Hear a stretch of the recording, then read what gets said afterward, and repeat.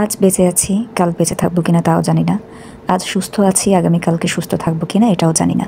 চেষ্টা করবো আজকে একটা ছোট্ট ঘটনা শেয়ার করতে আপনাদের সাথে। ঘটনাটি কমপ্লিটলি আনএক্সপেক্টেড, তবুও হঠাৎ করে ঘটলো। রেসপন্স ঘটনাটা ঘটার পরে ভালো করবো কি খারাপ করবো সেটা বুঝতে পারছি। যাই হোক, মূল কথায় আসি। 2019-এ আমি আমার অফিসের একজনকে 5,000 টাকা ধার দিয়েছিলাম। তারপর সেই ব্যক্তি যথারীতি আমার টাকা নিয়ে উধাও। একই অফিসে ছিলাম কিন্তু কোনো কথা হতো না। টাকা দেওয়ার পরে সম্পর্ক খারাপ হয়ে যাওয়া আর কি। আমিও আর কখনো টাকা চাই নাই। হঠাৎ করেই গতকালকে সকাল থেকে আমার ফোনে অনেক কল আসতেছে। নাম্বারটা আমার পরিচিতই ছিল, সেভ করা যেহেতু। দেখলাম সেই ব্যক্তি কল দিচ্ছে যে আমার কাছ থেকে 5,000 টাকা নিয়ে এক সময় উধাও হয়ে গিয়েছিল। ইচ্ছা থাকা সত্ত্বেও এত বছর পরে আর কল ধরতে ইচ্ছা করছিল না, কারণ আমি একটু এমনই।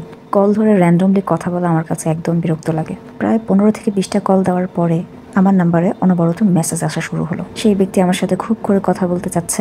অবশেষে আমি বললাম যে এই নাম্বারটাতেই হোয়াটসঅ্যাপ আছে, আপনি মেসেজ করতে পারেন। মেসেজ করেই উনি প্রথমে আমাকে যে কথাটা বললো সেটা একদম অবাক করার মতো। তিনি শুরুতেই কোনো কুশল বিনিময় না করে সরাসরি আমার টাকাটা আমাকে ফেরত দিতে চাইলেন। আমিও সোজা সাপটা বলে দিলাম যে আমার এই নাম্বারটাতেই রকেট অ্যাকাউন্ট রয়েছে, আপনি পাঠিয়ে দিতে পারেন। কারণ উনি ভালো আছে কিংবা খারাপ আছে বা এই ধরনের কোনো কিছু জানার ইচ্ছা, কথা বলার ইচ্ছা আমার মধ্যে কোনোটাই ছিল না। যেহেতু জাস্ট আমার টাকা দিতে চাচ্ছে, সেহেতু আমি টাকা দেওয়ার কোনো মাধ্যম তাকে বলে দিলাম। তারপর শুরু হলো ওই পাশ থেকে পেঁচাল পাড়া মেসেজ। আমি কি জান্নাত নাকি, একটু হলেও কথা বলতে, অন্তত একটা ভয়েস মেসেজ করতে। কিন্তু আমার বিন্দুমাত্র আগ্রহ না থাকার কারণে আমি কোনোভাবে না ভয়েস মেসেজ না কথা বলতে রাজি হলাম। এখন উনি আমার টাকাটা ফেরত দিলেন, কিন্তু পুরাটা দিলেন না, হাফ টাকা ফেরত দিলেন। চিন্তা করা যায় এত বছর পর একটা মানুষ পাওনা টাকা ফেরত দিল, যে মানুষটা টাকা দেওয়ার ভয়ে একটা সময় কথা বলাই বন্ধ করে দিয়েছিল। মূল শিক্ষণীয় বিষয় হলো এইটা, আপনি যদি কারোর কাছ থেকে টাকা নেন এবং আপনি বলেই নেন যে আপনি তা ফেরত দিবেন, তা অবশ্যই ফেরত দেওয়ার চেষ্টা করবেন। এই 4 বছর বা 5 বছর যাই বলেন না কেন, প্রায় 5 বছর হতে চলে আমি ওনার সাথে কোনো প্রকার যোগাযোগই রাখিনি।